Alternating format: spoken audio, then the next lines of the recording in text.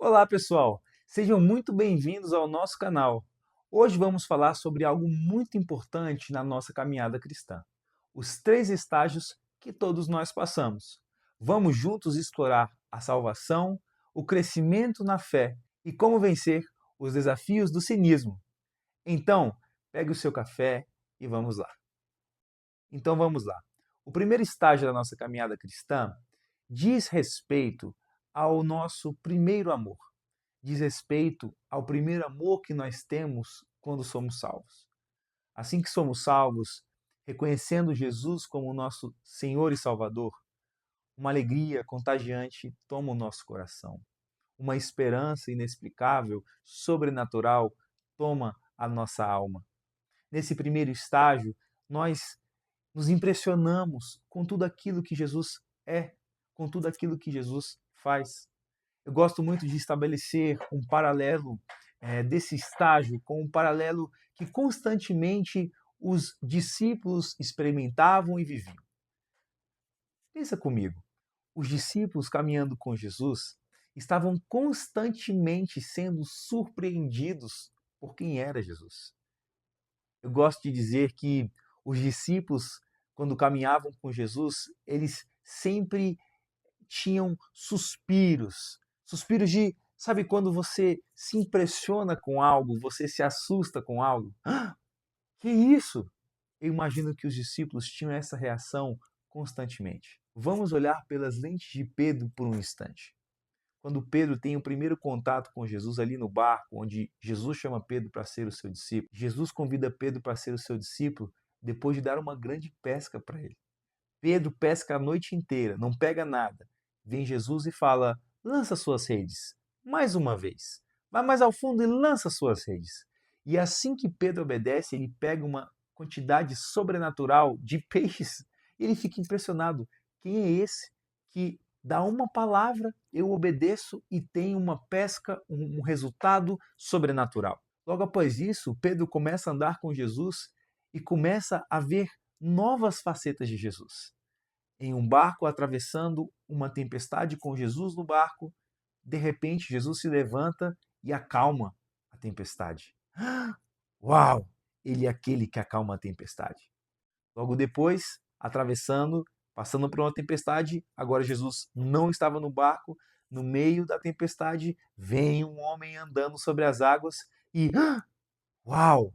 Ele é aquele que anda sobre as águas. Ele é aquele que cura os enfermos. Ele é aquele que expulsa os demônios. Ele é aquele que, com poucos pães e poucos peixes, multiplica o alimento para toda uma multidão. Ele é aquele que nos ama. Ele é aquele que ressuscitou e vive. O estágio do primeiro amor é um estágio marcado por ser impressionado, porque você está olhando para Jesus. E Jesus é impressionante, Jesus é lindo, Jesus é maravilhoso. Quando deixamos de suspirar, de nos impressionar com o que Jesus pode fazer, certamente é porque paramos de olhar para Jesus. Jesus é lindo, Jesus é maravilhoso. Esse é o primeiro estágio, o estágio do sentimento genuíno, do sentimento verdadeiro. Logo depois de passar pelo primeiro estágio, nós vamos para o segundo estágio.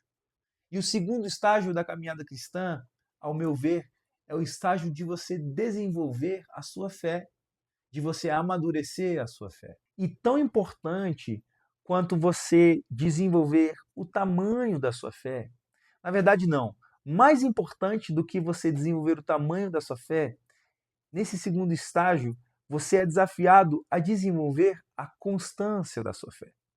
Eu gosto muito da parábola que Jesus ele usa para exemplificar a fé como um grão de mostarda. Olha, se vocês tiverem uma fé do tamanho de um grão de mostarda, vocês vão poder dizer a esse monte: levante-se e se jogue ao mar, e assim ele fará. É impressionante que esse texto mostra que a quantidade de fé necessária para fazer algo extraordinário, quanto pedir uma montanha para se levantar e jogar-se ao mar, é do tamanho somente de um grão de mostarda. Isso por si só já é impressionante. Mas quando nós vamos fazer um estudo aprofundado desse texto, nós vamos ver que a palavra do texto original no grego ali usada, ela traz um sentido muito mais de ter no sentido de segurar, obter, do que simplesmente possuir. E o que eu quero dizer com isso? Eu quero dizer com isso que essa expressão, ela carrega um sentido de você se agarrar, segurar, como se fosse mais importante, trazendo a ideia de como se fosse mais importante você se segurar a uma fé, mesmo que muito pequena, por muito tempo, do que você ter um dia a fé do tamanho de um monte, no outro dia não ter nenhuma fé. No outro dia do tamanho a fé, no outro dia uma fé do tamanho de um sol e no outro dia não ter fé. Então, mais importante do que você ter uma fé gigantesca é você ter uma fé constante. E se você tem uma fé constante, pequenininha, do tamanho de um grão de mostarda, você vai se habilitar para ver milagres, para ver montanhas se levantando e se jogando ao mar. Esse segundo estágio da nossa caminhada cristã é o estágio onde vamos ser testados na nossa perseverança, na nossa capacidade de permanecer esperando com esperança pelas promessas de Deus, onde vamos ser testados na nossa habilidade de guardar a fé, ainda que muito pequena. Porque nesse segundo estágio, a gente começa a se deparar com algumas circunstâncias, com algumas situações onde a nossa fé perseverante vai ser um pré-requisito que a gente passe por essas circunstâncias adversas sem adoecer a nossa alma, sem adoecer o nosso espírito. E aqui chegamos, para mim, no terceiro estágio da caminhada cristã, que talvez seja um dos estágios mais desafiadores.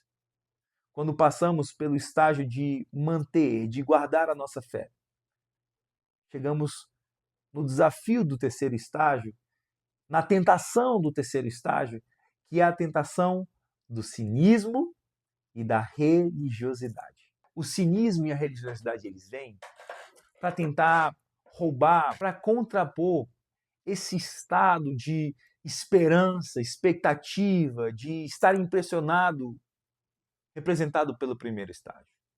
Acontece que na nossa caminhada cristã, a gente vai entendendo que muitas vezes as coisas não acontecem no nosso tempo. Ao contrário do que muitas pessoas dizem, nós vamos ver que servir ao Senhor, estar na caminhada cristã, não significa que as nossas vontades e desejos todos serão cumpridos. Afinal de contas, a oração que nós somos ensinados a fazer, a oração do Pai Nosso, ela não diz: venha a nós o meu reino, seja feita a minha vontade. Não. A oração ela vai dizer: Pai, Pai Nosso, venha a nós o seu reino, seja feita a sua vontade. E quando nós temos a audácia, a coragem, a disposição de submeter a nossa vida à vontade de Deus, adivinha só? Muitas vezes a vontade de Deus vai conflitar com a nossa vontade. Seja um conflito de tempo, de que talvez o que você está querendo pode até ser algo que Deus tem para você, mas não agora, ou pior ainda, um conflito de não é isso que Deus tem para a sua vida. Às vezes você está pedindo para Deus algo e Deus não tem essa porta para você, ele fecha essa porta para você. E quando nós nos deparamos com essas portas fechadas por Deus para nós somos muito desafiados na nossa esperança, na nossa perseverança. E quando nós temos essas portas fechadas, nós podemos cair no cinismo, na desesperança.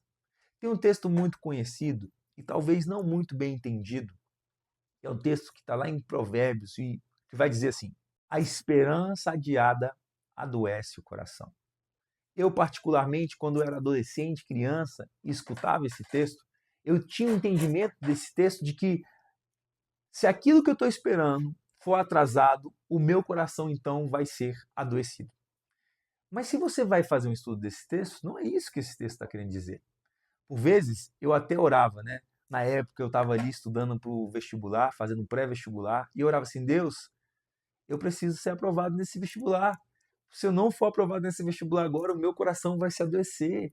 Isso vai ser adiado e eu vou adoecer o coração. Eu fazia orações desse tipo.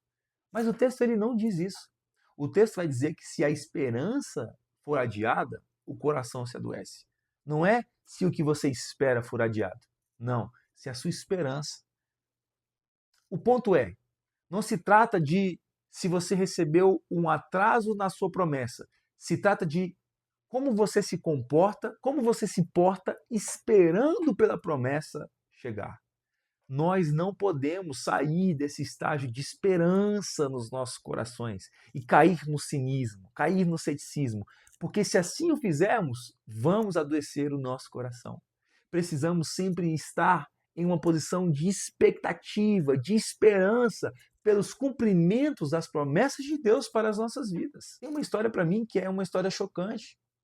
A história dos espias, quando Moisés manda os espias para a Terra Prometida, para trazer um relatório da Terra Prometida. Os israelitas que foram libertos do Egito, passaram pelo Mar Vermelho, andaram por 40 dias no deserto e estão ali à beira da Terra Prometida, à beira de receber a promessa, de tomar posse da promessa que lhes fora dada. Eles são enviados ali para aquela Terra Prometida para trazer um relatório. E eles chegam ali com aquele relatório. E como a gente sabe na história, eles são impedidos de entrar na Terra Prometida, voltam ao deserto, ficam vagando por 40 anos, até que com Josué e Caleb, Josué na liderança do povo, eles têm uma nova chance de entrar na Terra Prometida. O que é chocante para mim nesse texto é que o pecado dos israelitas, o pecado dos espias israelitas que os impediram de entrar na Terra Prometida, não foi um pecado óbvio, que a gente diria óbvio nos dias atuais. Não foi um pecado sexual, não foi um pecado de mentira, não foi um pecado de roubo.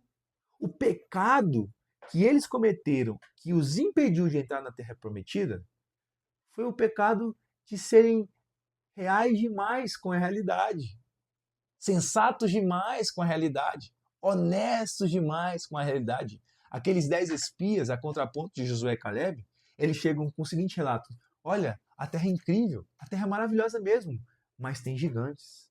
E nós parecemos como gafanhotos aos olhos dos gigantes.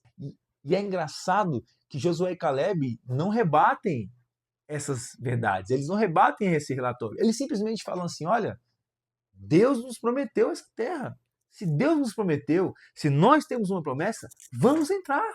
O problema desses espias israelitas foi que eles foram fiéis demais com as circunstâncias, honestos demais com as circunstâncias que eles tinham. E eles se esqueceram da promessa de Deus. Eles se esqueceram do que Deus havia falado. Eles esqueceram de estar em uma posição de expectativa para receber aquilo que Deus tinha para a vida deles. O estado do ceticismo e da religiosidade, ele tira o poder das promessas de Deus. Ele tira o poder do que Deus pode fazer. Portanto, hoje eu convido você a tentar voltar ao seu primeiro amor, a tentar voltar a se impressionar com Jesus, a tentar entender que, sim, pode ser que você tenha um relatório ruim, pode ser que você tenha uma circunstância difícil, mas se você tem uma promessa de que você pode entrar nessa terra, lembre-se que, a despeito das circunstâncias, Deus falou. E se Ele falou, Ele vai cumprir. Ele não é homem para que minta, nem filho do homem para que se arrependa sobre aquilo que Ele declarou. Então, hoje volte ao primeiro amor. Volte a olhar para Jesus. Volte a esse estado de esperança, de expectativa. Volte à sua fortaleza, ó prisioneiros da esperança, para que você possa guardar a sua fé nos desafios da sua caminhada cristã e que você se esquive das tentações do cinismo e da religiosidade. Se você gostou, se você gostou, curte aí, se inscreve no canal que vem muita coisa boa aí pela frente. Um grande abraço.